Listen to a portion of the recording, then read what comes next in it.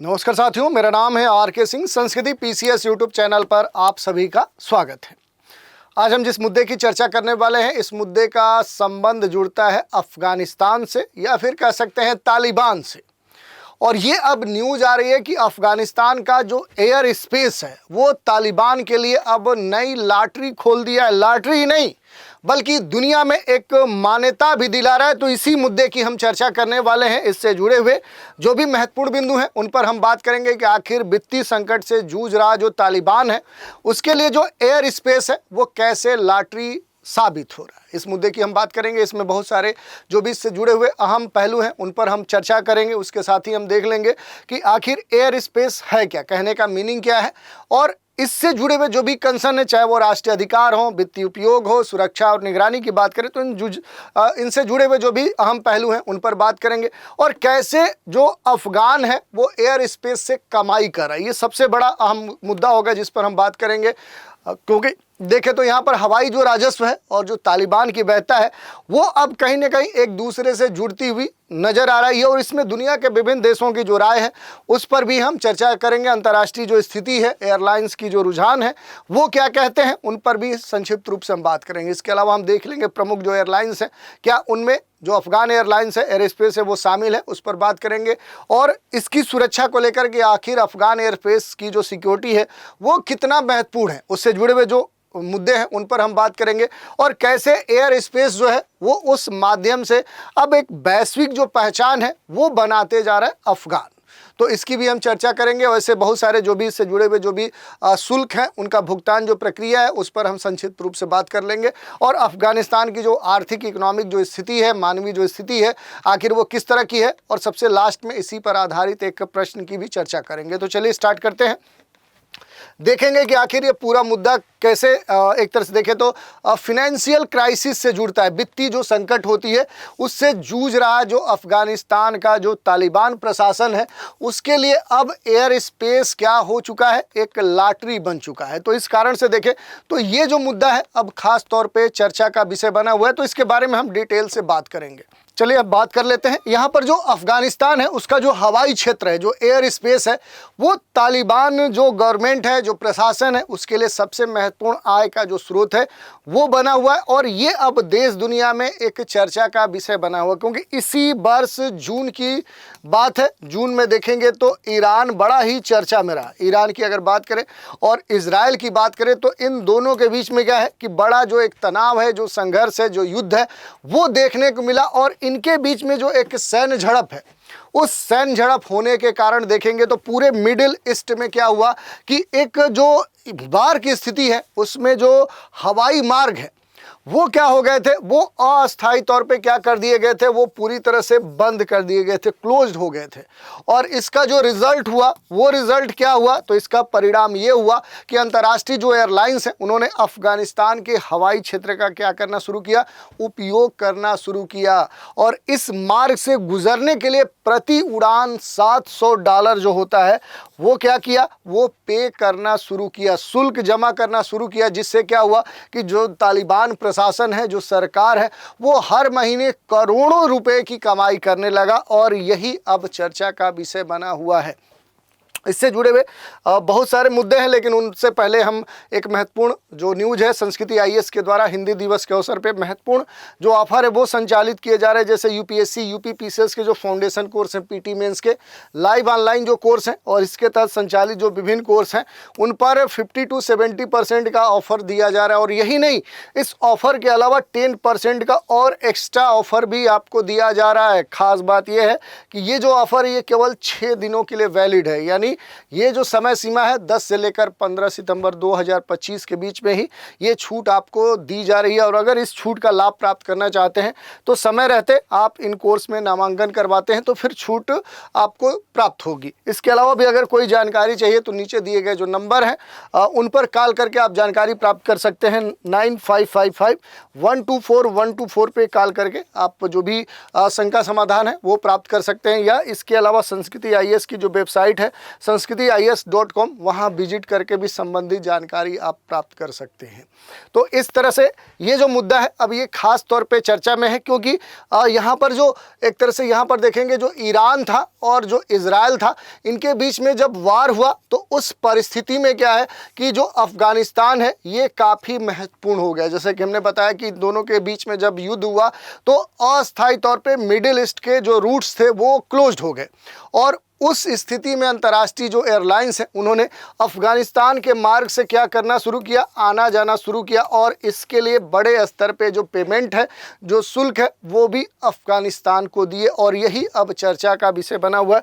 यहाँ पर थोड़ा सा अगर हम बात करें कि एयर स्पेस का कहने का मीनिंग क्या होता है, तो इतना ही है कि पृथ्वी के ऊपर, जैसे अगर आप देखें ये पृथ्वी की सतह है, तो सतह के ऊपर यानी पृथ्वी के ऊपर जो आप क्या है, एक जो पूरा क्षेत्र है जो ये आपको देखने को मिलता है, ये जो रीजन है, यहाँ पर हवाई जहाज उड़ान भरने की जो एक अधिकार है उसी को लेकर है। एयर स्पेस कहने का मीनिंग इतना ही है, और ये किसी भी देश की क्या होती है, उसकी जो सामरिक और जो कानूनी अधिकार है उसके तहत ये शामिल किया जाता है। और इसमें देखें तो एक जो उसका राष्ट्रीय अधिकार है वो ये होता है एयर स्पेस के संदर्भ में, क्योंकि किसी भी देश का जो एयर स्पेस है ये क्या होता है, उसकी जो ज्योग्राफिकल कह सकते हैं कि बाउंड्री होती है, उस बाउंड्री के तहत इसे माना जाता है। जो भौगोलिक सीमा है उस सीमा तक ये माना जाता है। और उदाहरण के तौर पे भारत का जो एयर स्पेस है उसकी जो सीमा है वो भारत की जो भी बाउंड्री होगी उस तक सीमित होती है। यानी एयर स्पेस की जो सीमा होती है किसी भी देश की जो बॉर्डर लाइन है उस तक क्या होती है, ये सीमित होती है। अगर इसके फिनेंशियल यूज की बात करें तो एयर स्पेस का जो यूज है, इसका जो उपयोग है वो क्या होता है कि अंतर्राष्ट्रीय जो भी उड़ानें होती है, इंटरनेशनल जो फ्लाइट्स होती हैं उनके लिए ये किया जाता है, और उनके करने के लिए जो भी विमानन कंपनियां होती हैं वो एक खास फीस शुल्क देने का जो प्रोविज़न है वो भी उस राष्ट्र के संदर्भ में उसका अधिकार होता है। सुरक्षा और निगरानी का भी जो अधिकार है वो इस एयर स्पेस के संदर्भ में संबंधित जो भी कंट्री होती है उसका ये अधिकार होता है कि एयर स्पेस के नियंत्रण रखने के लिए जो भी देश होगा वो अपने पास एयर जो ट्रैफिक कंट्रोल है, जो रडार सिस्टम है, उस पर उसी का नियंत्रण स्थापित होता है। तो इस तरह की बात हमें देखने को मिलती है। अब यहाँ पर जो मुद्दा है कि अफगान एयर स्पेस से बड़ी जो आय है वो अफगानिस्तान सरकार को हो रही है।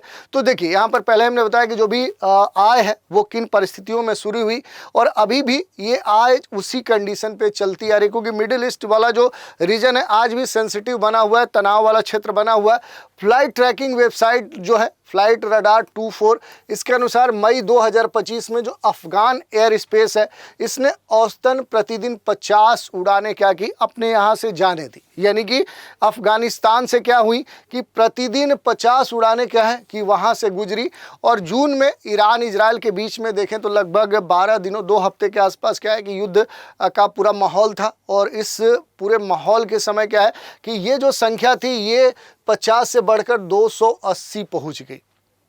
वर्तमान में भी देखेंगे तो अफगान एयर स्पेस से प्रतिदिन क्या हो रही है कि ऑन एवरेज 200 से अधिक जो उड़ानें हैं वो अफगानिस्तान के प्रशासन वाला जो एयर स्पेस क्षेत्र है वहाँ से गुजर रही हैं। और इससे बड़े स्तर पे क्या हो रहा है कि जो कमाई है वो अफगानिस्तान को हो रही है, और ये कहा जा रहा है कि प्रति माह पर मंथ क्या हो रहा है कि 42 लाख 42 जो लाख डॉलर हैं वो अफगानिस्तान कमाई कर रहा है।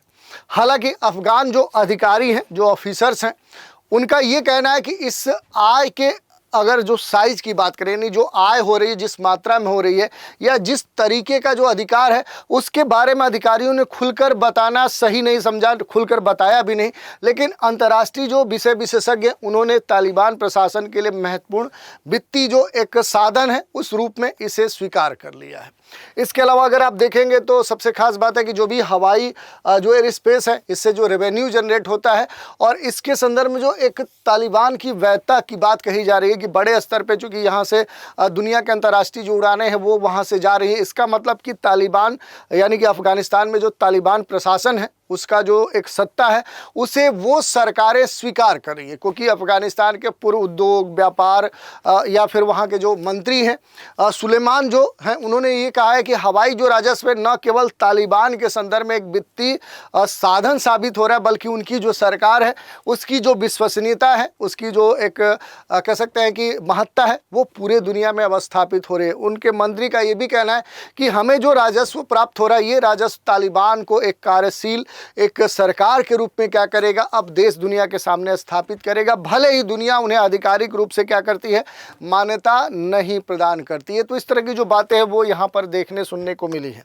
यही नहीं, अंतर्राष्ट्रीय अगर थोड़ा स्टेटस की बात करें, एयरलाइंस के रुझान की बात करें, तो 2023 के जो आंकड़े आए हैं उसके अनुसार अमेरिका विमानन जो प्राधिकरण है, इसने अफगान एयर स्पेस के इस्तेमाल पर क्या की है, एक तरह से जो बैन लगाया हुआ था, एक प्रतिबंध जो लगाया हुआ था, उसमें थोड़ी सी ढील दी है।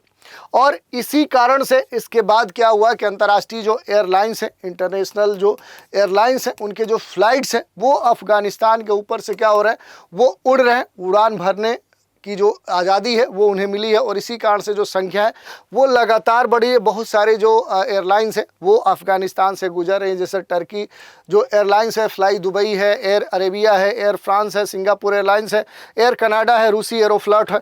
तो ये सारे क्या है कि इस समय अफगानिस्तान से उड़ान अपने भर रही हैं। अगर अफगान एयर स्पेस के सुरक्षा की बात करें, सिक्योरिटी की बात करें, तो अभी तक जो भी एक्सपर्ट्स हैं, जो विशेषज्ञ हैं, अगर उनकी हम माने कि तो जो विशेषज्ञ हैं वो क्या कह रहे हैं, तो देखिए उनका ये कहना है कि अफगान जो एयर स्पेस है, इससे उड़ान भरने के लिए अगर हम देखें तो अपेक्षाकृत क्या है कि ये जो क्षेत्र है मिडिल ईस्ट की अपेक्षा क्या है, ये सुरक्षित है, इस समय सिक्योर है।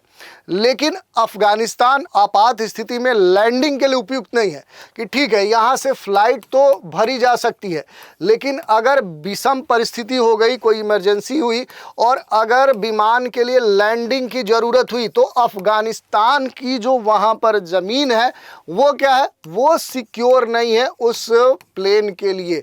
ये स्पष्ट तौर पे, क्योंकि वहाँ भी अब भी तालिबान प्रशासन या इस तरह के बहुत सारे गुट जो एक्टिव हैं वो क्या हो सकते हैं, अगर फ्लाइट वहाँ उतरी तो उसे हाईजैक कर सकते हैं, आतंकी जो हैं वो उसे अपने कब्जे में ले सकते हैं, या फिर वहाँ पर किडनैपिंग या बहुत सारी चीज़ें हो सकती हैं।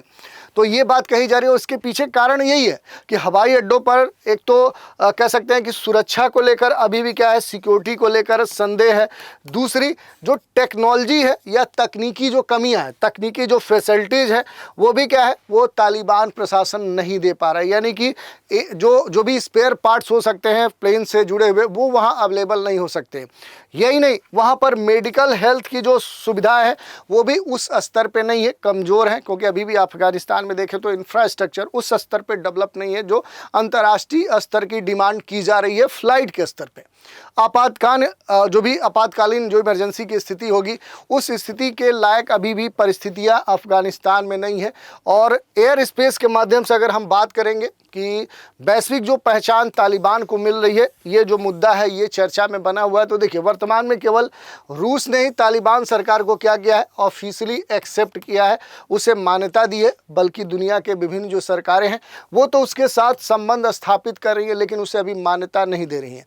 और इसी के संदर्भ में दुनिया भर के जो एक्सपर्ट्स हैं, जो विशेषज्ञ हैं, वो ये कहते हैं कि जैसे जैसे बहुत सारे जो एयरलाइंस हैं अफगान सीमा से, अफगान एयर स्पेस से गुजर रही हैं, शुल्क दे रही हैं, भुगतान कर रही हैं, तो इसका मतलब यही कहा जा सकता है कि तालिबान के जो शासन है वो एक तरह से नॉर्मल होते जा रहा है, सामान्य देश दुनिया के लिए हो रहा है।